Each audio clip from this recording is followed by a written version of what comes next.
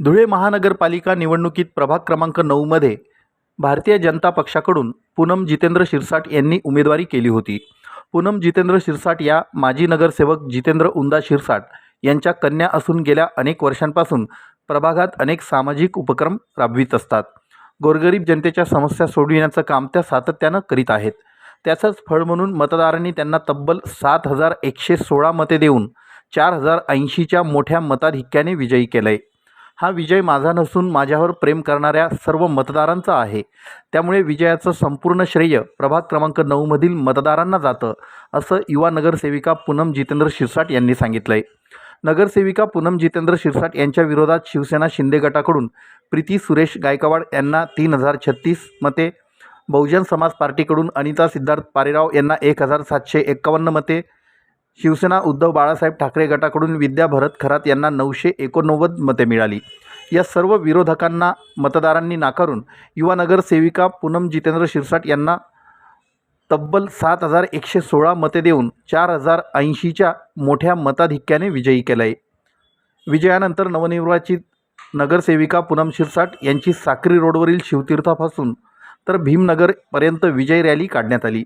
या विजय रॅलीत पूनम शिरसाट, धनराज शिरसाट यांनी ओपन जीपमधून हात उंचावत जनतेचे आभार मानले। या विजय रॅलीत प्रचंड मोठ्या प्रमाणावर कार्यकर्त्यांनी निळ्या रंगाचा गुलाल उधळला। यामुळे संपूर्ण साक्री रोड परिसर निळाईने न्हावून निघाला। बँडच्या तालावर कार्यकर्त्यांनी मिरवणुकीत मोठा जल्लोष साजरा केला। पुष्पमालांनी नगरसेविका पूनम जितेंद्र शिरसाट यांचं अभिनंदन आणि स्वागत करण्यात आलं। भीमनगर येथील तथागत गौतम बुद्ध विश्वरत्न डॉक्टर बाबासाहेब आंबेडकर यांच्या पुतळ्यांना अभिवादन करण्यात आलं। त्यानंतर रॅलीचा समारोप झाला।